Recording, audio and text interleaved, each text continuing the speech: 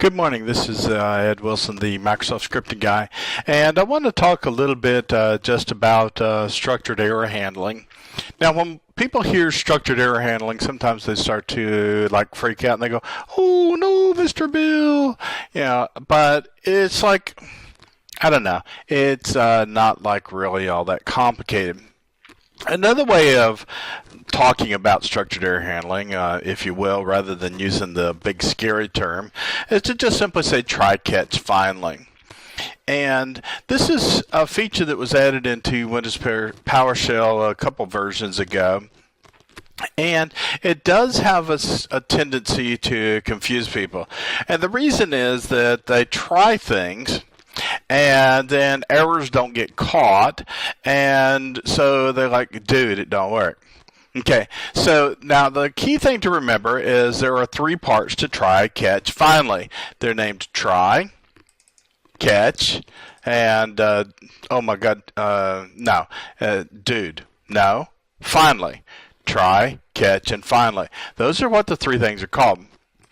Now, you don't have to have a finally section if you don't want to. You can just use try catch and just allow the script to go on its merry way and to not even worry about a finally portion. But if you do, the thing to remember is that the try section, and notice that each of these are inside a script block. So we got the curly brackets, there, marking those off. So inside the curly brackets for try is the code that I'm going to attempt to run. Catch is the error that I want to catch. Now, notice that I specify the type here, and the type that I'm specifying right now is a system.exception. I can find the exact name of the exact error that I want to catch by looking at the error record. Of course, if I do error.clear, then that error record isn't going to exist. So that might not necessarily be the best thing to have in your finally block, especially when you are initially trying to write your try, catch, finally code. Now, why did I use system.exception?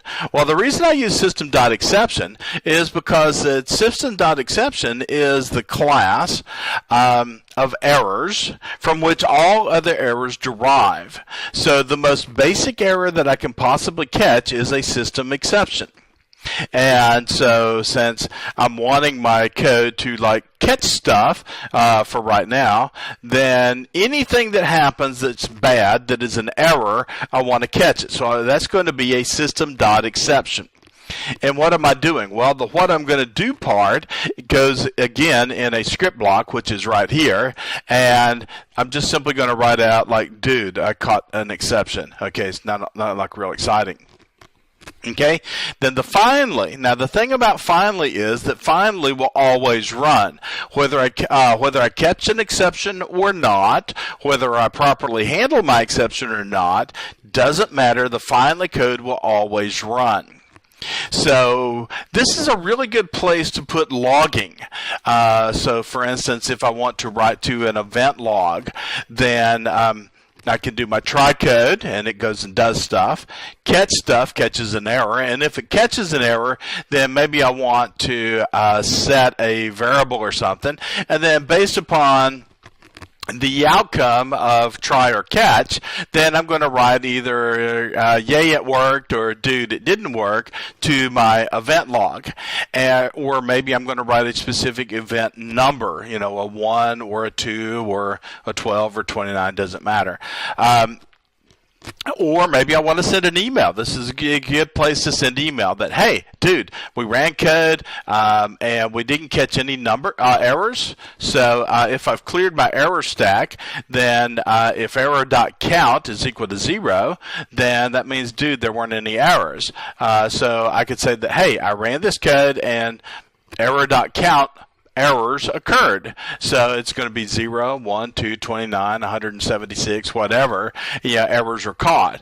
If there's one error, then and you're saying one error's caught, then maybe your editor's going to whine, but dude, you'll know what happened and you'll know what the you know what the code means, and I don't really find that it's worthwhile to parse these kinds of things and to do a switch statement. So, if it's like 0 or more errors, then I'm going to say errors caught. But if it's 1, then I'm going to say that it was 1 error instead of caught. Yeah, I mean, that's silly. It's a lot of work, and it really doesn't add any value, at least not for normal admin type scripting. Okay, so what happens? Well, if this is a terminating error, then when I run this code, then it generates an error, and we catch the exception, because that's what we say here, caught the exception, then we clear the errors. So if I go and I look at $errors, $error, .count, then we can see, hey, dude, no errors. Now, if I do 1 divided by 0 here, then we can see that we do get an attempt to divide it by 0, and if we look at our error count now, we can see that there's actually 1. So this is what would have happened if I had not caught that error, and gave me a nice clean output here, which says we caught the exception and the errors are cleared. So we would have had a bunch of red stuff, and we would still have errors on our error stack. So this is catching a terminating error, something that like stops it, and Windows PowerShell doesn't know what else to do. So I'm Ed Wilson, the Microsoft Scripting guy, and this is talking a little bit about structured error handling and catching terminating errors. Hope you have a wonderful day. Bye.